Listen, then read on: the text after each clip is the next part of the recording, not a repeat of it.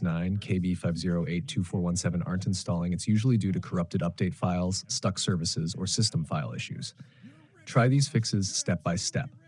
Option 1. Restart Windows Update Services. 1. Press Wins R, type services.msc. 2. Restart these services. Windows Update, Background Intelligent Transfer Service, bits, Cryptographic Services. 2. Run Windows Update Troubleshooter.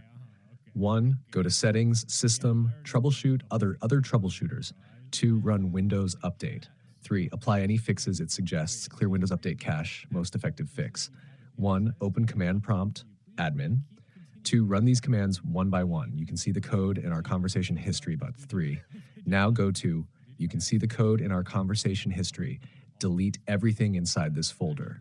4. Then run, you can see the code in our conversation history. 4. Repair system files. Open Command Prompt Admin and run. You can see the code in our conversation history. After that, you can see the code in our conversation history.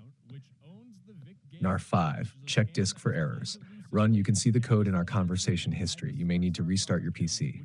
6. Manually install the update. 1. Go to Microsoft Update Catalog. 2. Search for KB5083769, KB5082417.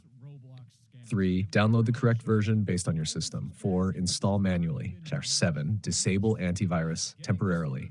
Sometimes third-party antivirus blocks updates. Disable it briefly and try again. 8. Free up space. Make sure you have at least 20 to 30 gigabytes free space on your system drive. 9. Perform clean boot if still failing. 1. Press WinR msconfig. 2. Disable all non-Microsoft services. 3. Restart and try updating again. If nothing works, use Windows 11 Installation Assistant to update or perform an in-place upgrade. Keeps files but refreshes system. Pro tip. Most of the time, clearing software distribution plus running DISM fixes this issue.